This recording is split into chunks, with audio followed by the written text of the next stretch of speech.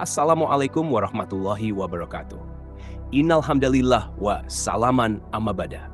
Hadirin yang dimuliakan Allah, jangan lupa like, komen, dan share agar pesan kebaikan ini terus mengalir, menjadi wasilah dakwah, memperluas manfaat, serta menghadirkan pahala jariah bagi kita semua.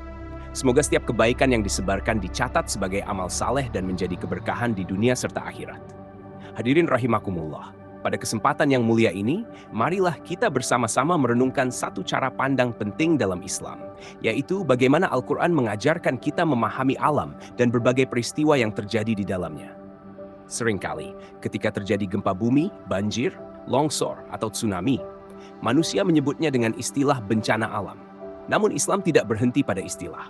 Islam mengajak kita masuk lebih dalam, menembus makna, dan membaca pesan yang tersembunyi di balik setiap kejadian. Kata alam dalam bahasa Arab adalah al-alam. Kata ini tidak lahir tanpa makna. Ia berasal dari akar kata alama, yang berarti tanda. Maka alam sejatinya adalah kumpulan tanda-tanda. Alam bukan sekadar gunung, laut, hutan, dan langit, tetapi sebuah ruang besar yang penuh isyarat ilahi. Karena itu, alam sering disandingkan dengan kata alamat. Alamat adalah penunjuk arah. Alam pun demikian. Ia menunjuk. Pertanyaannya, alam menunjuk kepada siapa? Jawabannya adalah kepada pemilik alam itu sendiri. Allah Subhanahu wa Ta'ala memperkenalkan dirinya dalam Al-Quran sebagai Rabbul Alamin, Tuhan seluruh alam. Kata Rabb bukan hanya berarti Tuhan dalam makna umum. Rabb mengandung makna yang sangat dalam.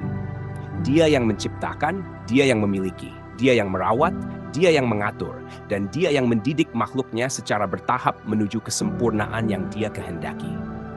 Maka ketika setiap hari kita membaca, Alhamdulillahi Rabbil Alamin, sesungguhnya kita sedang mengikrarkan bahwa seluruh alam ini berada di bawah pemeliharaan Allah dan seluruh peristiwa yang terjadi di dalamnya tidak pernah lepas dari ilmu, kehendak, dan hikmahnya.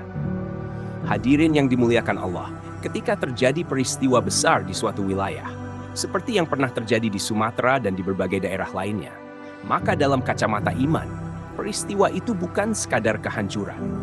Ia adalah tanda. Tanda bahwa ada sesuatu yang perlu diperbaiki. Tanda bahwa ada tatanan yang mungkin belum seimbang. Tanda bahwa hubungan manusia dengan Allah, dengan sesama, atau dengan alam perlu ditata ulang. Allah tidak pernah zalim kepada hambanya. Setiap peristiwa selalu membawa pesan. Ada yang berupa peringatan, ada yang berupa ujian, dan ada pula yang menjadi bentuk kasih sayang Allah yang halus meskipun terasa berat bagi manusia. Hadirin rahimakumullah, di balik peristiwa yang besar itu, ada manusia-manusia yang menjadi saksi. Ada yang selamat, ada yang diuji dengan kehilangan, dan ada pula yang wafat. Islam mengajarkan kepada kita untuk tidak tergesa-gesa menilai kematian sebagai musibah mutlak.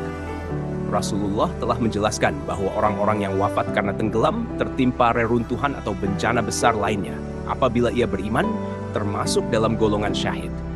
Ini menunjukkan betapa luasnya rahmat Allah. Mereka dijemput sesuai ajal yang telah ditetapkan. Mereka wafat dalam keadaan membawa persaksian atas kekuasaan Allah. Dan bagi orang beriman, kematian seperti itu bukan kehinaan, melainkan kemuliaan. Karena itu, tugas kita bukan menghakimi, melainkan mengambil pelajaran. Bukan saling menyalahkan, tetapi memperbaiki diri. Bukan menjauh dari Allah, tetapi semakin mendekat kepadanya. Hadirin yang dimuliakan Allah, alam tidak pernah berbicara sia-sia. Setiap getaran, setiap gelombang, setiap perubahan adalah bagian dari bahasa Allah yang ditujukan kepada manusia.